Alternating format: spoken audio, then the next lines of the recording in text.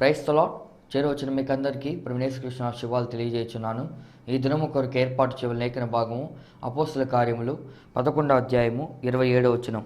ఆ దినముల యందు ప్రవక్తలు యెరూషలేములో నుండి అంతియోక్యకు వచ్చిరి. Praise the lord.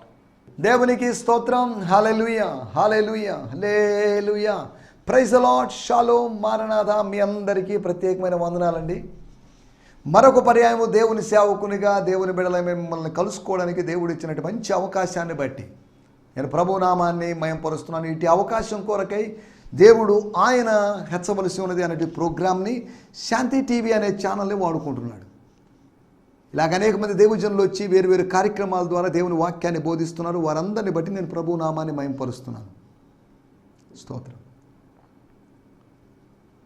శాంతి టీవీలో ప్రసారమవుతున్న ఈ కార్యక్రమాల కోసం మీరు ప్రత్యేకంగా ప్రార్థించండి. ఈ కార్యక్రమాలు అనేకులకు ఆశీర్వాదకరంగా మారాలి, అనేకులు చూడాలి, ఈ కార్యక్రమాల్ని అనేకులకు బ్లెస్సింగ్గా మారాలి. స్తోత్రం. హల్లెలూయా. శాంతి టీవీలో మంచి మంచి దేవుజనులు బోధిస్తున్నారు. వారందరిని బట్టి నేను ప్రభు నామాన్ని మహిమపరుస్తున్నాను. ఎంటర్టైన్మెంట్ ఛానల్స్ లేదా మ్యూజిక్ ఛానల్స్ అనే దానికే ప్రాధాన్యతనివ్వకుండా సందేశ ఛానళ్ళు లేకపోతే సత్య సందేశ ఛానల్స్ ఉన్నాయి, వాటికి మీరు ఇంపార్టెన్స్ ఇవ్వాల్సిందిగా కోరుతున్నాను. ఈ మధ్యకాలం నేను ఎక్కడో చదివాను, యూట్యూబ్లో ఇంచుమించు 20% మ్యూజిక్ ఛానల్సే ఉన్నాయట. అనగా ప్రజలు మ్యూజిక్కి ఎంత ఇంపార్టెన్స్ ఇస్తున్నారో అర్థం చేసుకోవాలి. మ్యూజిక్కి ఇంపార్టెన్స్ ఇవ్వడం తప్పని నేను అనలేదు. సంగీతం మంచిదే, కానీ సంగీతానికి మించినటువంటి సాహిత్యం ఉంది.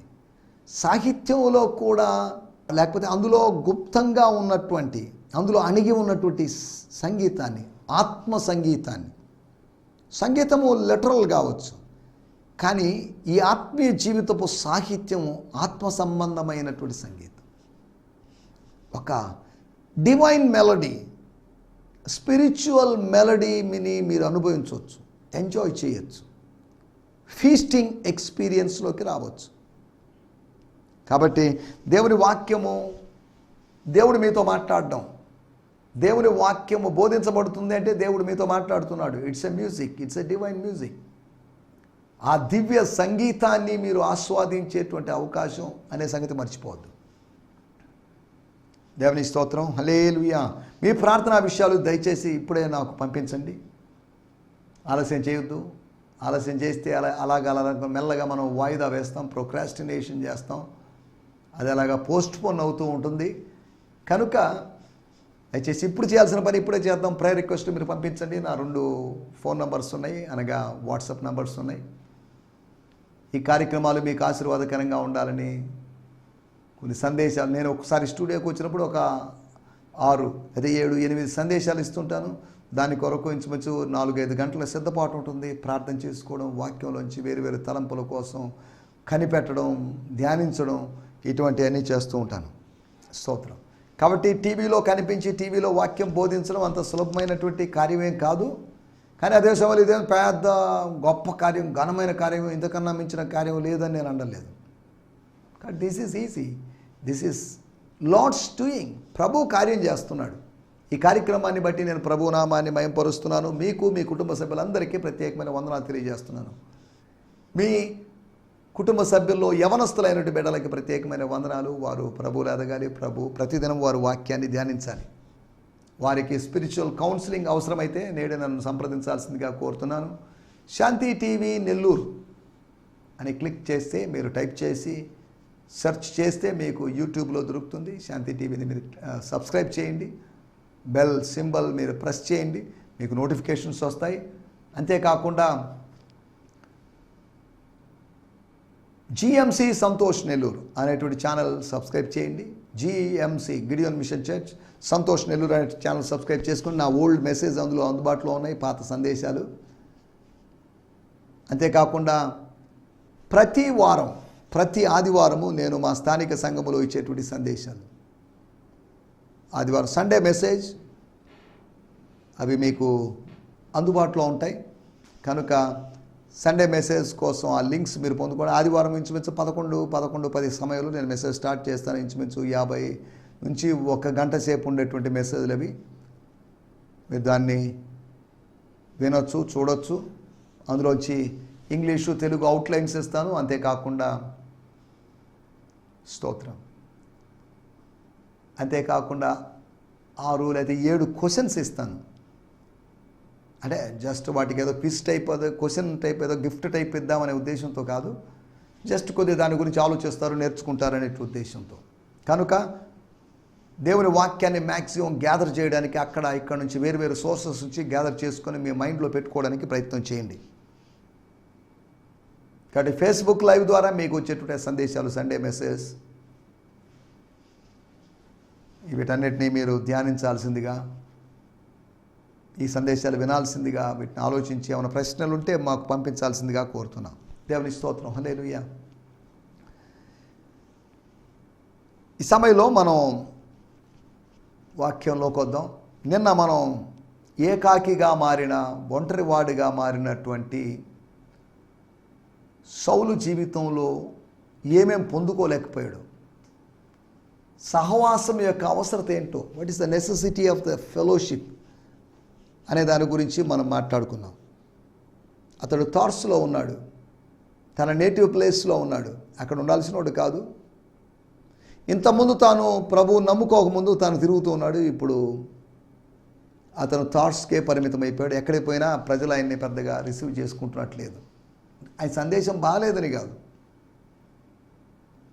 ప్రజలు అతని మీద ఇంకా గురి కుదరలేదు, నమ్మకం కుదరలేదు. ఇంకా ఏమన్నా రోమన్ గవర్నమెంట్ యొక్క లేకపోతే జూయిష్ రిలీజియన్ యొక్క ఏజెంట్ ఏమో, వాళ్ళ తరపున వ్యక్తి ఏమో, వాళ్ళ ఇన్ఫార్మర్ ఏమో వచ్చి మన దగ్గరికి వచ్చి ఇలా నటిస్తూ మనల్ని చెరగొని పోతాడేమో, చెరపట్టుకొని పోతాడేమో అనేటువంటి ఆ భయాలు వాళ్ళలో ఉన్నాయి. ఎవరిని నమ్మడానికి లేదండి. కాబట్టి ఇతన్ని ఏమి నమ్ముతాం మనం? కాలక్రమేణా అతను నమ్మదగిన వాడుగా మనకు కనిపించాడు. మొదట్లో మనల్ని ఎవరు నమ్మకపోవచ్చు. మీరున్న పట్టణంలో, మీరు వెళ్ళినట్టు గ్రామంలో మిమ్మల్ని ఎవరు నమ్మకపోవచ్చు. Slowly people will know who you are. నువ్వెవరో తెలుసుకుంటారు. అప్పుడు మెల్లగా నేను నమ్మడం ఆరంభిస్తారు. దేవుని స్తోత్రం. హల్లెలూయా. ఆరంభంలోనే నమ్మి, నేను అభిమానించి, గౌరవించి, అంగీకరించి అన్నీ చేస్తారని మనం అనుకోవడానికి వీల్లేదు. స్తోత్రం. హల్లెలూయా. కాబట్టి time will prove that who we are. మనం ఏమైనామో మన గురించి 100 నిందలు వేయచ్చు, కానీ ఒకరోజు తెలిపోతుంది, ఒకరోజు దేవుడు తెలియజేస్తాడు. మోషే మంచోడు కాదు అన్నట్టు ఒక అభిప్రాయానికి వచ్చి పోరాటానికి దిగారు. మోషే పక్షాన మోషేను డిఫెండ్ చేసినటువంటి దేవుడు నీ కోసం డిఫెండ్ చేస్తాడు. అడ్వకేట్ లాగా, ఉత్తరవాదిలాగా, ఒక లాయర్ లాగా పోరాడతాడు, వాదిస్తాడు. నో, నా సేవకుడైన సంతోష్ అలా కాదు, నా సేవకుడైన మోషే అలా కాదు, నా సేవకుడైన సోన్సో అలా కాదు అని నీ పక్షాన వాదించే దేవుడు, వ్యాజ్యమాడే దేవుడు. దేవుని స్తోత్రం. హల్లెలూయా. సహవాసం లేనటువంటి సౌలు, హీ లాస్ట్ హిస్ ఫెలోషిప్. తను ఒంటరిగా వెళ్ళిపోయాడు. ఎప్పుడెప్పుడు రావాలని ఆశపడుతున్నప్పటికీ రాలేని పరిస్థితి. ఇప్పుడేం వస్తావు బాబు, నేను కొట్టాలని, చంపాలనుకుంటుంటే వేరే అవధులు అక్కడే ఉండలే. Stay there. ఇంచుమించు తార్సులోనే పరిమితం అయిపోయిన పరిస్థితి. తర్వాత సేవ లేని వాడుగా ఉన్నాడు. No ministry.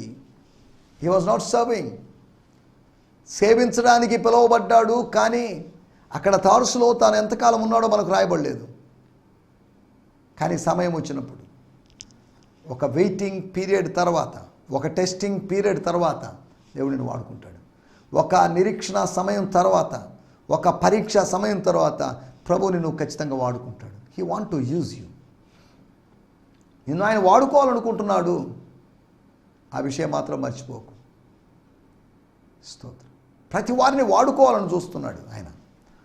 వాడుకొని వదిలేయాలని కాదు, వాడుకొని హెచ్చించాలని. స్తోత్రం. సాధారణంగా మనుషులు ఒక మనిషిని వాడుకొని వదిలేస్తారు. Use and throw. అయిపోయిందండి, వాడితో పని అయిపోయింది, ఇక అవసరం లేదు వాడు. కానీ దేవుడు అలా కాదు. నువ్వు వాడబడలేని సమయంలో కూడా నిన్ను వాడుకోవడానికి ఇష్టాన్ని వ్యక్తం చేసి ప్రజల దగ్గర నుంచి, ప్రజల మధ్యలో ఒక గుర్తింపును కలుగు చేస్తాడు దేవుడు. దేవుని స్తోత్రం. హల్లెలూయా. మనం ఆలోచించిన మాటలు. అతడు సహవాసం లేనివాడుగా ఉన్నాడు, సేవ లేనివాడుగా ఉన్నాడు, అతనికి వరం లేదు. 12వ అధ్యాయంలో వరం పొందుకోవాలనే సంగతి తెలియదు. అప్పుడు పరిశుద్ధాత్మ వరములు మీరు పొందుతారు అని పేతురు యొక్క ప్రసంగం వినలేదు. పరిశుద్ధాత్మ యొక్క వరములు ఆయనే చెప్పాడు. 9 వరాలు ఉన్నాయి, 9 ఫలాలు ఉన్నాయి అని ఆయన చెప్పాడు. ఆయనకి దేవుడు బయలుపరిచాడు. స్తోత్రం, హల్లెలూయా. అలాగే తనకు ఒక వరం కావాలను, ఒక గిఫ్ట్ కావాలనుకున్నాడు. ప్రాఫెటికల్ గిఫ్ట్ కావాలనుకున్నాడు. పాత నిబంధన ఒక ప్రవక్తలాగా కానీ ఎలా తెలియదు అతనికి. పరిశుద్ధాత్మ అభిషేకం ఉంది కానీ పరిశుద్ధాత్మ వరము లేదు. చాలామందికి రక్షణ అభిషేకం ఉందని అనుకున్నారు కానీ గిఫ్ట్స్ లేవు. అందుకని ఈ గిఫ్ట్స్ లేని వాళ్ళందరూ పలానానికి 9 గిఫ్ట్స్ అంట, పలానానికి అన్ని గిఫ్ట్స్ ఉన్నాయట అని కొంతమందిని వ్యక్తి పూజ చేస్తూ హైలైట్ చేస్తుంటారు. కొంతమంది అతిశయోక్తిగా లేకపోతే గొప్పతనంగా అతిశయించడానికి నాకు 9 వరాలు ఉన్నాయండి అని చెప్పుకుంటూ ఉంటారు. స్తోత్రం. ఒకవేళ వరం ఉంది అంటే నువ్వేదో నీ యొక్క వ్యక్తిగత జీవితంలో నువ్వు సాధించిన వాటిని బట్టి కాదు. స్తోత్రం, హల్లెలూయా. దేవుడు కృపను బట్టి ఉచితంగా ఇచ్చాడు ఆ వరాలు. ఈ వరాలని ఆధారంగా చేసుకుని వ్యాపారం చేయొద్దు.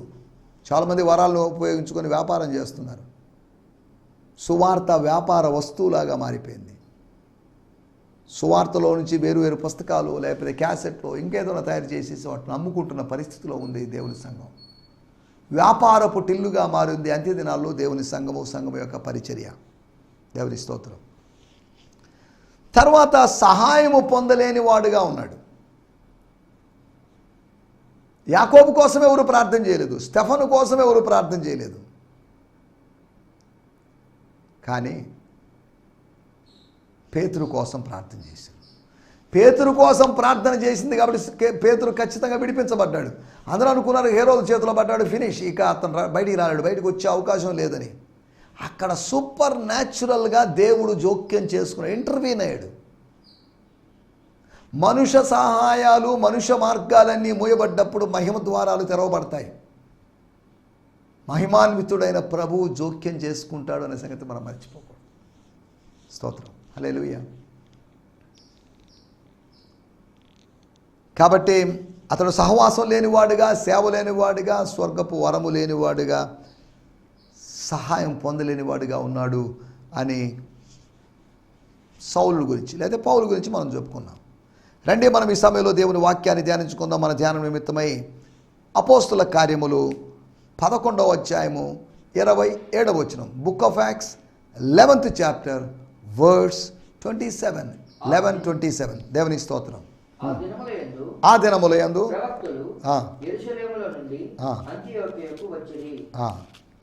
దేవుని స్తోత్రం, హల్లెలూయా.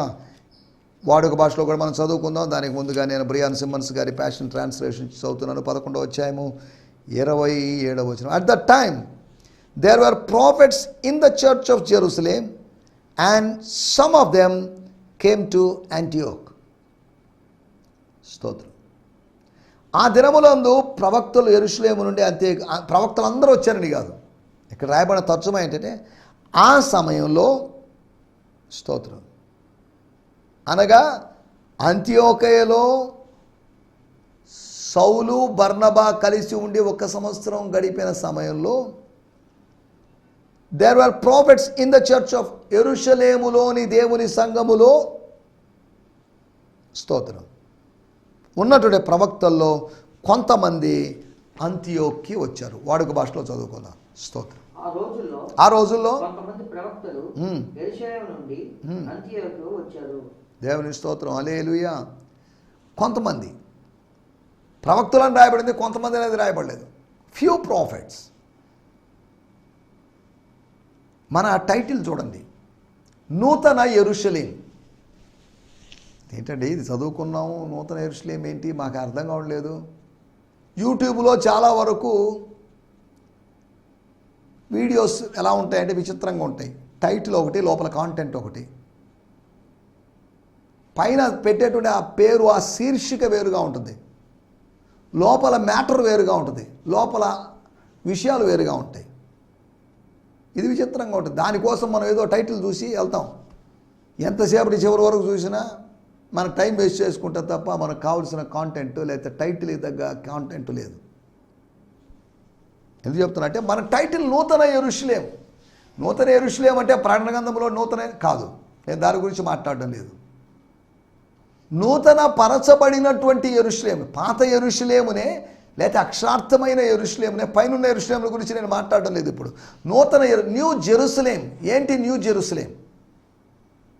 అక్కడ ఏం జరిగింది? ఈ మాట చెప్పినప్పుడు ఒక మాట మనం చదువుకుంటే మనకు న్యూ జెరూసలేముల గురించి అర్థమవుతుంది.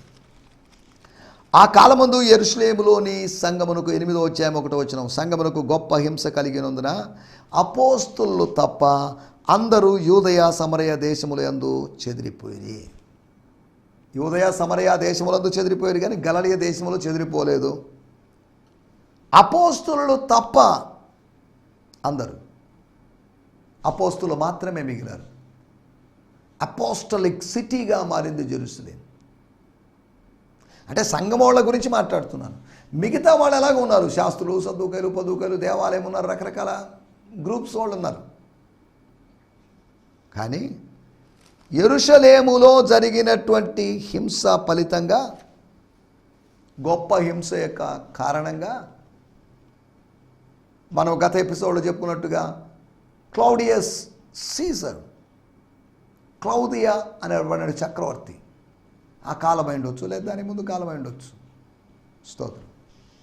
అప్పుడు అక్కడ జరిగినటువంటి శ్రమల ఫలితంగా సంఘము చెదిరిపోయింది. అనగా సంఘంలో అపోస్తులు మాత్రమే మిగిలారు.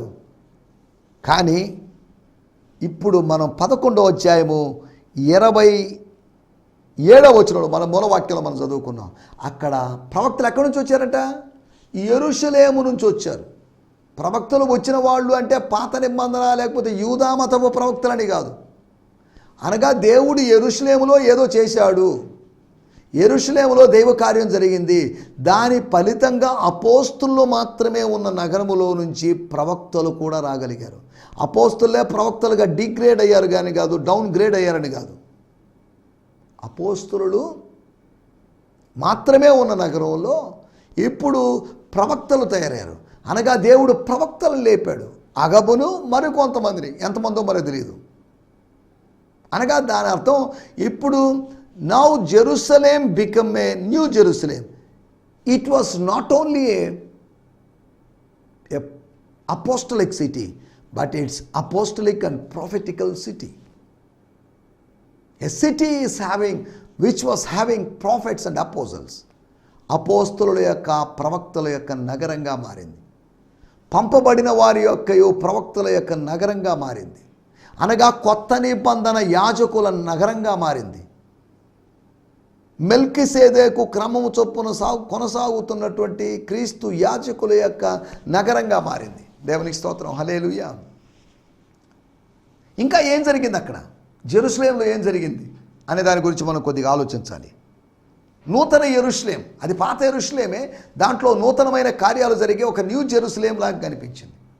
నీ జీవితం ఉన్నదే యథాతథంగానే ఉంటుంది, కాకపోతే కొన్ని కార్యాలు జరగడం వల్ల న్యూ ఓల్డ్ జెరూసలేము లాంటి నీ లైఫ్ న్యూ జెరూసలేము లాంటి ఎక్స్పీరియన్స్లోకి, అనగా కన్వర్షన్లోకి, ట్రాన్స్ఫార్మేషన్లోకి వస్తుంది. దాన్ని మనం గమనించాలి.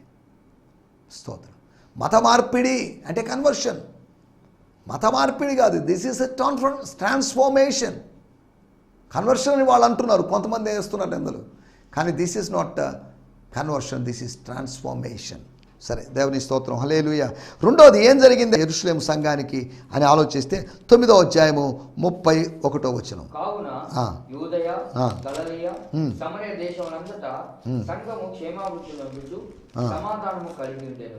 దేవుని స్తోత్రం. 3 ప్రదేశాల్లో యూదయ, గలిలయ, సమరయ. గలిలయ, సమరయ పక్కన పెట్టేద్దాం. యూదయ అంటే యూదయాలో ఉన్నటువంటి యెరూషలేము. అక్కడేముంది? సంఘము క్షేమాభివృద్ధి నొందింది. అపోస్తులు క్షేమాభివృద్ధి నొందారని కాదు, మిగిలినటువంటి 12 మంది అపోస్తులు క్షేమాభివృద్ధి నొందారని కాదు. ఇప్పుడు సంఘము క్షేమాభివృద్ధి నొంది. సంఘం అంటే అపోస్తులు మాత్రమే కాదు, ప్రవక్తలు మాత్రమే కాదు. అనగా దాని అర్థం కొంతమంది విశ్వాసులు యాడ్ అయిపోతున్నారు. చెల్లా చెదరైపోయిన వాళ్ళు తిరిగి వచ్చారని నేను అనలేదు, లేకపోతే ఉన్నవాళ్ళు యూదా మతములో ఉన్నవాళ్ళు దీనిలో చేరడం ఆరంభించారు. అపోస్తులు నిలిచిపోవడం, ఆగిపోవడం, చెదిరిపోకుండా ఉండిపోవడం వలన, అక్కడే ఉండిపోవడం వల్ల ప్రయోజనం జరిగింది. మనం నిలకడగా ఉండడం వల్ల ప్రయోజనం ఉంటుంది. 60 దినాలు నేను ఇంటర్మీడియట్ రోజుల్లో మా క్రికెట్ కోచ్ చెప్పేవాడు, సార్ చెప్పేవాడు, క్రీజులోనే ఉండండి, తొందరపడద్దు, క్రీజులోనే ఉండండి, మీకు రన్స్ వస్తాయని చెప్పేవాడు. మొదట్లో అది అర్థం కాలేదు, తర్వాత అర్థమైంది. అలాగే క్రీజులోనే ఉందాం, ఫీల్డ్లోనే ఉందాం, చర్చ్లోనే ఉందాం, దేవుని సన్నిధిలోనే ఉందాం, సహవాసంలోనే ఉందాం, కృపలోనే ఉందాం, వాక్యంలోనే ఉందాం, అభిషేకంలోనే ఉందాం. అది మన క్రీజ్, అది మన బౌండరీ, అది మన బార్డర్. అక్కడే ఉందాం మనం. గమనించాలి, ప్రవక్తలు లేపబడ్డారు ఒకటి. రెండోది క్షేమాభివృద్ధి కలిగిన అనుభవం సంఘానికి. అనగా సంఘము మరలా రిన్యూ అవుతుంది, రిన్యూవల్లోకి వస్తుంది, రివైవల్ వస్తుంది, రిఫార్మేషన్ జరుగుతుంది, ఏదైనా అనుకోవచ్చు. ప్రవక్తలు లేపబడ్డం మాత్రమే కాదు, ప్రవక్తలు లేని నగరంలో ప్రవక్తల్ని దేవుడు పుట్టించాడు. విశ్వాసులు లేని చోట దేవుడు విశ్వాసులు పుట్టించాడు. నాయకులు మాత్రమే, పాస్టర్ ఉన్నాడు, విశ్వాసం లేక సంఘం ఎలా అవుతుంది? విశ్వాసులు ఉన్నారు, పాస్టర్ లేడు, సంఘం ఎలా అవుతుంది? ఇద్దరూ ఉండాలి, నాయకత్వం, సంఘ పెద్దలు లేకపోతే నాయకులు ఉండాలి. ఇక్కడ సంఘము క్షేమాభివృద్ధి చెందినట్లుగా దైవ కార్యం జరిగింది. న్యూ జెరూసలేం అయింది. వాళ్ళు దాన్ని న్యూ జెరూసలేం అన్నారని కాదు నా మాటల యొక్క ఉద్దేశం. ఒకటి, ప్రవక్తలు లేపబడ్డారు, the prophets were raised there. And the second thing is edification, అనగా కట్టబడ్డం జరిగింది, బిల్డింగ్ అప్ జరిగింది, రీమోడలింగ్ జరుగుతుంది. ఏకంగా 80,000 దాకా వెళ్ళిన సంఘం 12 మందికి డౌన్ గ్రేడ్ అయింది, తగ్గిపోయింది. మళ్ళీ ఆ సంఘములో మరలా దేవుడు నూతనమైన కార్యాలు జరిగిస్తున్నాడు. 9వ అధ్యాయము 26వ వచనం. స్తోత్రం. అతడు యెరూషలేములోనికి వచ్చి శిష్యులతో కలుసుకొనుటకు యత్నం చేసిన కానీ అతడు శిష్యుడని నమ్మక. చాలే అండి, ఎక్కడ ఒక పాయింట్.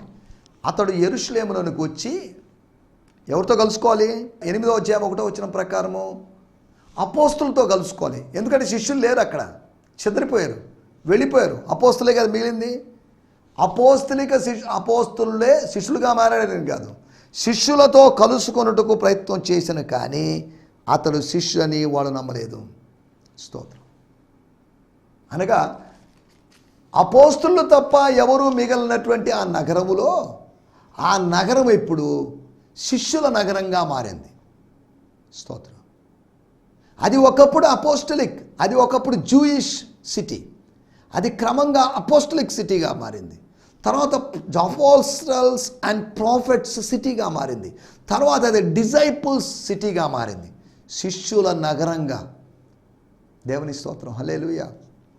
చూడండి, అది ఎలా మార్పు చెందుతుందో నగరం, ఆ నగరం ఎలా రూపాంతరం చెందుతుందో మనం అర్థం చేసుకోవాలి.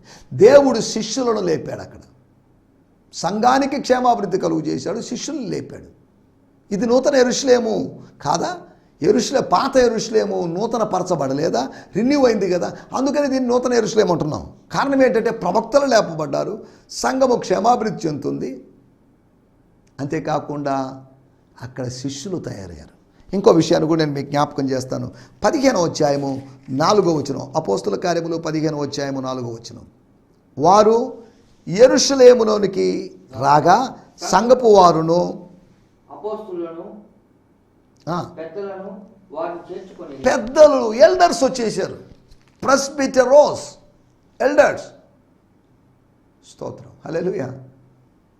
అనగా ఇది ఎల్డర్స్, ద సిటీ ఆఫ్ ఎల్డర్స్గా మారింది. ఒకప్పుడు జూయిష్ సిటీ, అది క్రమంగా అపోస్టల్ సిటీగా మారింది. తర్వాత అపోస్టల్స్ అండ్ ప్రాఫిట్స్ సిటీగా మారింది. తర్వాత డిసైపుల్స్ సిటీగా మారింది. తర్వాత ఎల్డర్స్ సిటీగా మారింది. యెరూషలేము ఎలా రూపాంతరం చెందింది? యెరూషలేము ఒక నగరం, అలాగే మన జీవితము కూడా రూపాంతరం చెందించగలను అని దేవుడు చెప్పడానికి the transformation of old Jerusalem. పాత యెరూషలేము, మన ప్రాచీన జీవితపు యెరూషలేముని ఆయన ఏ విధంగా నూతన యెరూషలేముగా మారుస్తున్నాడు అని అర్థం చేసుకోవడానికి మనకి ఇది సకాలం అవుతుంది. తర్వాత పెద్దలు లేని నగరంలో ఇప్పుడు పెద్దలు తయారయ్యారు. ప్రవక్తలు లేని నగరంలో ప్రవక్తం తయారయ్యారు. సంఘము లేని నగరంలో సంఘము తయారైంది. శిష్యులు లేని నగరంలో శిష్యులు తయారైపోయారు. శిష్యులు లేపబడ్డారు. దేవుని స్తోత్రం, హల్లెలూయా. నా మాటలు నేను ఇక్కడ ముగించేస్తున్నాను. అనగా దేవుడు అక్కడ ప్రవక్తలు లేపాడు, సంఘాన్ని లేపాడు, శిష్యులను లేపాడు. స్తోత్రం, హల్లెలూయా. చెదరిపోయిన వాళ్ళు వెళ్ళిపోయారు. చెదరిపోయిన వాళ్ళ సంగతి వదిలేసేయండి. ఇక ఉన్న వాళ్ళలో ఉన్నటువంటి యూదుల్లో వాళ్ళు కొంతమంది యూదుల్లో కన్వర్ట్ అయిన వాళ్ళు కొంతమంది ప్రవక్తలయ్యారు, కొంతమంది శిష్యులయ్యారు, కొంతమంది పెద్దలయ్యారు. అందరూ శిష్యులు కాలేదు, అందరూ పెద్దలు కాలేదు, అందరూ ప్రవక్తలు కాలేదు. దేవుని స్తోత్రం, హల్లెలూయా. అనగా యెరూషలేములో కన్వర్ట్ అయిన వాళ్ళని దేవుడు 3 విధాలుగా మార్చాడు. ప్రవక్తలుగాను, శిష్యులుగాను, పెద్దలుగాను మార్చాడు. దేవుని స్తోత్రం, హల్లెలూయా. ఆ నగరం చూడండి ఎలా తయారవుతుందో, అది ఎలా రంగులు మార్చుకుంటుందో, అది ఎలా ఒక్కో మెట్టు పైకి వెళ్తుందో, దాంట్లో జరుగుతున్న మార్పులు గమనించాలి. దేవుని స్తోత్రం, హల్లెలూయా.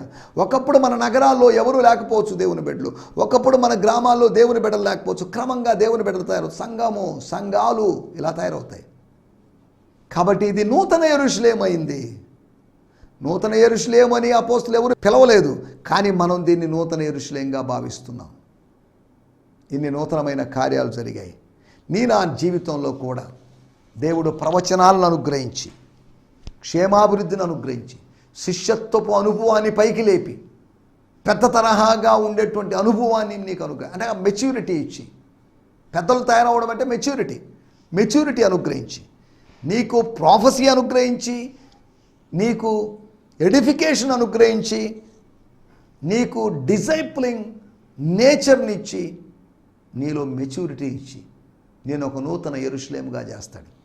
నిన్ను ప్రవక్తగా ప్రవచనాన్ని ఇచ్చి, క్షేమాభివృద్ధినిచ్చి, శిష్యత్వపు అనుభవాన్ని ఇచ్చి, పెద్దరికాన్ని లేకపోతే పక్వతను అనుగ్రహించి దేవుడు నేను నూతన యెరూషలేముగా మారుస్తున్నాడు. ఇట్టి అనుభవంతో మనం ముందుకు సాగడానికి ప్రభు మనందరికీ సహాయం చేయనుగాక. ఆమేన్, హల్లెలూయా, హల్లెలూయా. ఈ సందేశము మీకు ఆశీర్వాదకరంగా ఉందని నమ్ముచున్నాము.